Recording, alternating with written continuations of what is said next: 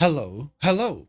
Hey, everybody, and welcome to this new news show. We're going to provide you each and every week some of the news about the upcoming releases in Microsoft Flight Simulator. Anything from aircraft to scenery to different add-ons. So, before we start, well, I have another screen we need to jump to, so hang on, wait till you see this. Now, you might be saying, Murph, you're on the wrong side of the screen. Yes, but for good reason. You see, we have the co-host with us here tonight, Gibbo Ireland. So we'll do How are you, Gibbo? Hey, everybody, how you doing? Murph, you said you wanted this to be professional. You said you wanted this to be serious. I'm in the suit, as you described. Hello? Gibbo 9, Murphy 7. I'm catching up. I may have texted Gibbo earlier on. We have something important to do later on. You need to dress appropriately. He's like, huh? You got me. Okay. I'm getting changed. do the Superman thing. So what we have here, as Gibbo goes off to get changed, well, we have news, folks. So we all know about the new Reno Air Races. It's an expansion pack coming out soon for Microsoft Flight Simulator, and it's an expansion pack. It adds the Reno Air Races, 4 different types of aircraft, 10 different variants of each aircraft. It's a $60 add-on. Gibbo, what can you tell us about the Reno update? Yeah, Murph, as you say, there's 4 classes of airplanes that are in this expansion pack with 10 models for each class. So let's see how good you know your aircraft. So there are 10 P-51s. Mustang. Yes. There are 10 T-6s. Texan. Oh, I thought you didn't have that. Yes. There are 10 L-39s. Albatross. Okay. You've not rehearsed this. And there are 10 S1Ss. Do I win? The pits. Yes, correct. Yes. So it's a little complicated, the pricing model and structure that they've got going on here. So let me try and break it down for you. As you said, it's $60 for everything, for the full suite. And in that, you get 40 planes in total. But they have other variants as well. So if you don't want to spend $60, there is an entry package where it is 4 airplanes that you will get, one of each class, for $20. Now, there's also other variants. You can decide for $30 instead to get a specific class of airplanes, which would be 10 airplanes in total. Or if that wasn't complicated enough, you can decide to buy a specific individual airplane just by itself for $10. So there's $10, there's $20, $30, and there's $60 variants of the Reno expansion pack. So the question that I immediately have is, if you've bought one of the lower tier levels, maybe the $10 version or the $20 package, is there an ability for you to upgrade maybe later on? I guess we'll have to wait and see for the release to find that out.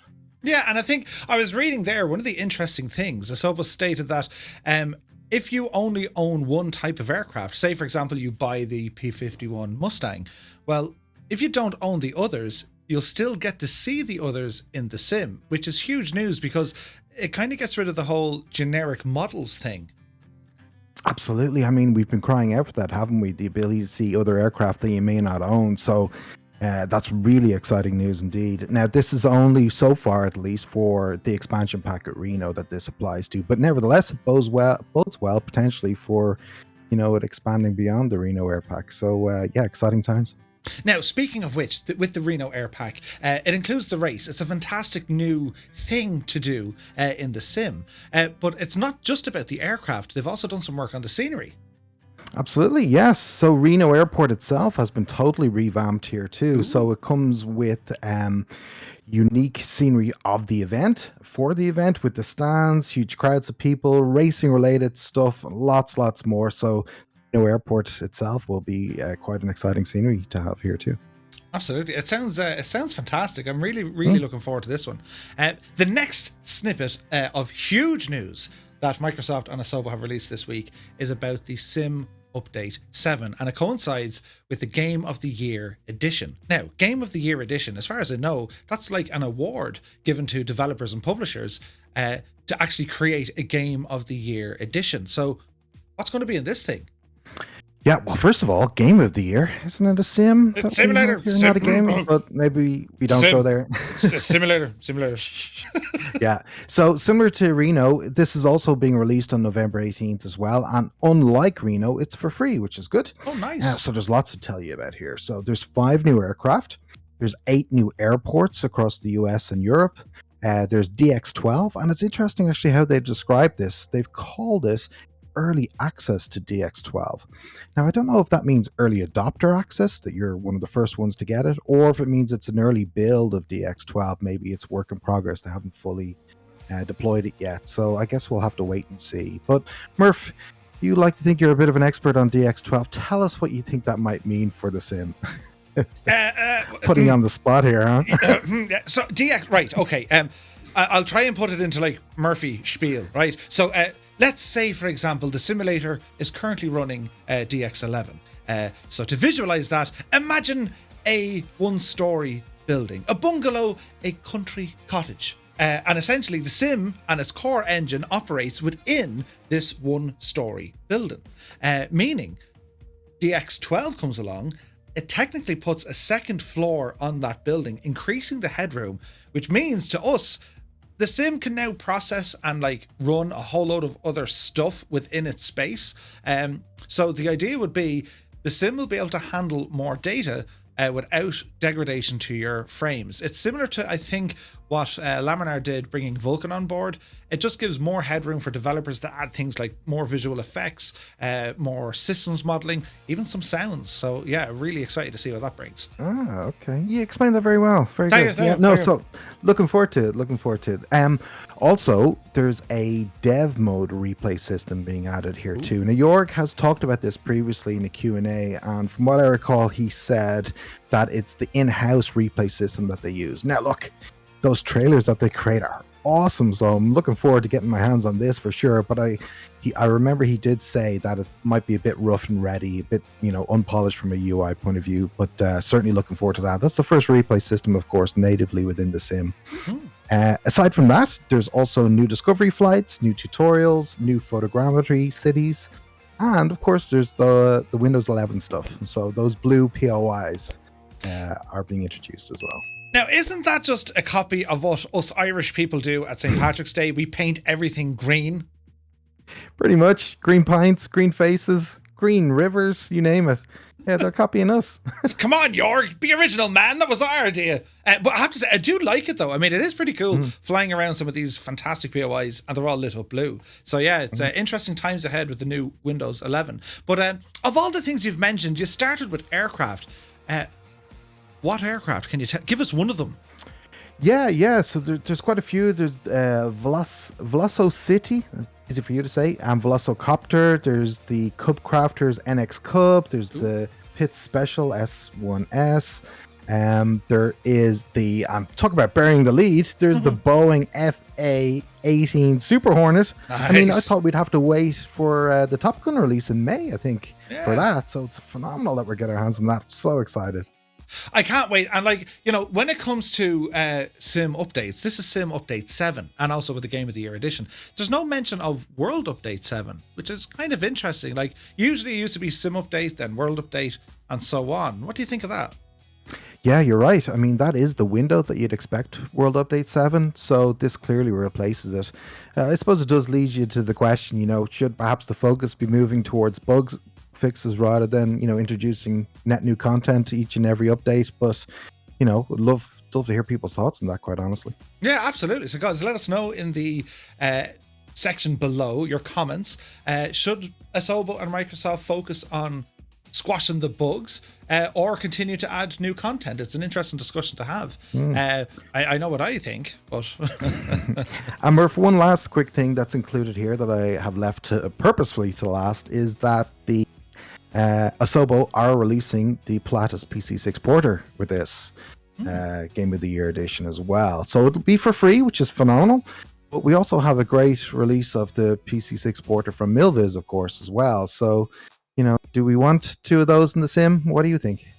wait till you hear this. So we do have the Pilatus PC6 Porter from Milviz, which is fantastic, and I just got a recent update. You know, they added in Tundra tires and the whole lot. With a Sobo making one, that's pretty cool as well. And as you said, it's going to be a free upgrade. However, there's a third developer also working on a Pilatus PC6 Porter, which kind of begs the question. Like, you got 3 different developers making 3 different aircraft that are all the same. It's like, you know, it kind of leans into the whole fly-by-wire and the Phoenix add-on for the A320, but like, I don't know, like, that's a lot of PC6 Porters in the sim, 3 different developers. What do you guys think yourself? I mean, is this a good idea, or is it kind of a waste of resources? Like, the third dev, they actually have a license from Pilatus to bring Pilatus aircraft into the sim. So I imagine they've been at this for quite a while. So yeah, it's a funny one. Yeah, competition is good. You know, you could argue 3 of them. If the one is better than the other, then fantastic. We're winners. But perhaps, you know, whoever gets there first might actually be the one who ends up winning out, because who wants to upgrade if they've already got a previous version? So yeah, interesting times. Caronado, Arrow, Just Flight. Speaking of Just Flight, check out the fancy. Look at the video here, lads. Very fancy video, if I do say so myself. This is a footage from the live stream that we do every Monday, Wednesday, and Friday at 1900 Zulu time. Shameless plug. Over on Two-Tone Murphy. Oh no, over on twitch.tv/Two-Tone Murphy. I'll get there eventually. We'll put a link in the thing. Oh, the link will be down. I always wanted to do that. The link will be down somewhere in the we'll put up a link in the thing. But anyway, listen, Just Flight have released the BAE Hawk T1. This is a phenomenal aircraft. It's one of my favorites. And I know you have it, Gibbo. What's your take on this? Oh, wow. Those sounds. Oh, I mean, dude. straight away. Those sounds absolutely phenomenal. I mean, it's not just that, though. Everybody talks about the sounds, and they are absolutely incredible. You definitely need headphones on for sure. But the fidelity in the model and the aircraft itself is it's just fantastic to fly. It's such a joy. And of course, even since I think you had the pre-release version, the liveries that have been added to the final version as well are fantastic. I have to say, there's quite a lengthy POH that comes with it, which is good, but I kind of do need to read up on it a little. I have been known to break it a little, especially when you put the throttle to 100% and it goes over 100%. So I've a bit to learn. But for me, you know, Just Flight have done phenomenal with the Arrow before, the Hawk, of course, but this is right up there. This is right up there with the DC-6 as far as the best aircraft in the sim at the moment for me. Yeah, like, I mean, there's like almost 130 pages or more in the POH. I've read it back to back and upside down and in reverse. Sure. You know. But what I do like about Just Flight, these guys are, you know, they set the standard, I think, when it comes to aircraft and add-ons for the sim. We've seen it already with the Arrow fleet. You know, the Warrior is there. This is their first jet. They've already indicated they're working on the Tomahawk. We're going to see the BAE 146, I think it is. And they've also mentioned a few other aircraft as well. So really excited to see what Just Flight do. It's I love the aircraft. I mean, it's a huge hit with the Thunderflies. I love flying it.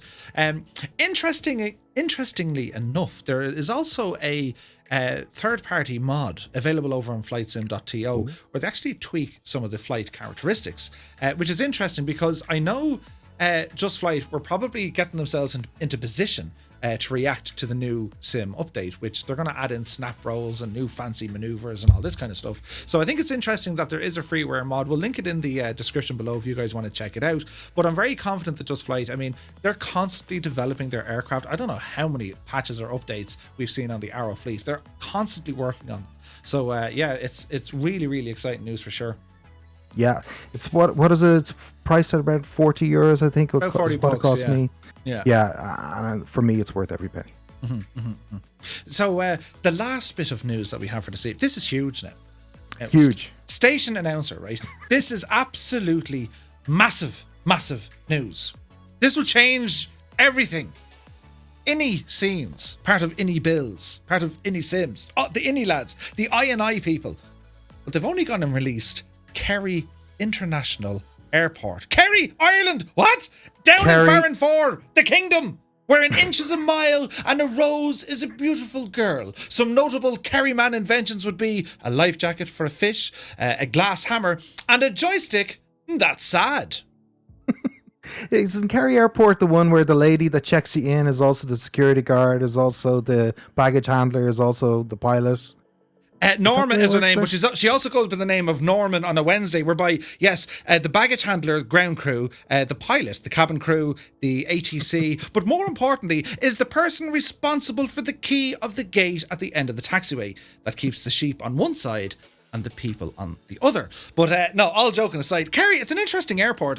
Doesn't handle an awful lot of people a year. It's about 300,000 passengers, but it is a base for Ryanair. Well, a hub. It's not even a hub. Ryanair fly in and out of there, and well, they fly to Dublin, they fly to the UK, and then during the summer months, they also fly to some of the sunny destinations. So, if you guys would like to see us do a live stream from Scenes Kerry, Echo India Kilo Yankee. Yeah, that's it. Yeah. Be sure to let us know in the section below, and yeah, that's pretty much us with the news for this week. Our plan is each and every week we're going to try and scour the interwebs to get you all the up-to-date information of add-ons coming out for Microsoft Flight Simulator. Don't forget, we live stream over on Twitch on a Monday, Wednesday and Friday at 1900 Zulu time, which is going to change to 2000 Zulu time when they do the thing with the clock and the what's it. We need to do a lot of changing, but I hope I'm confused already. We'll start at 10 to. But I just want to say a huge thanks to Gibbo for helping me out, the co-host of our new news show. And well, I hope you guys enjoyed it. We're going to try and do these every week to keep us all up to date with what's happening with the sim. So until next time, thanks for watching, and we'll see you soon. Take care, everybody.